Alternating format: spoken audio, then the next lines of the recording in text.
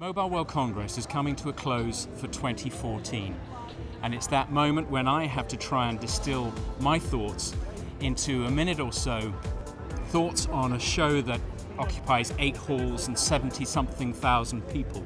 Let's start with what this is not about. For the M2M industry, certainly 2014 was not the year of wearable technologies, though it was perfectly possible to see people wearing Google Glass and carrying their Fitbits. But that isn't where the money is. It's not even about the connections, though talking to the GSMA in the Connected City, it was evident that the connection growth has been quite remarkable.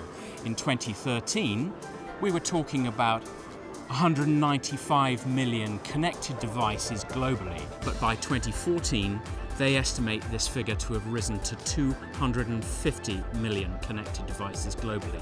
So it's not about wearables, it's not even about connected devices.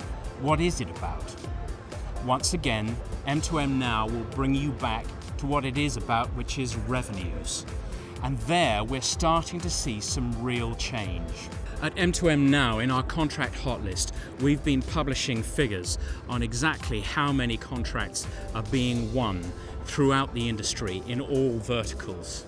So now we're starting to see markets such as automotive and even healthcare generating real, profitable, revenue-based services.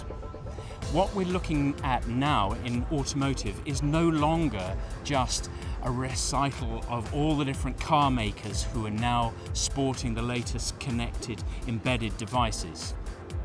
We're actually looking at a growth in aftermarket services that will enable a whole host of services in infotainment, navigation, and even dealer support to be offered to cars that have been on the market since 2004. In 2013, we were wondering how we would ever achieve regulator compliance. But by 2014, companies like Qualcomm Life, with their 2net infrastructure, are enabling the delivery of third-party healthcare services worldwide.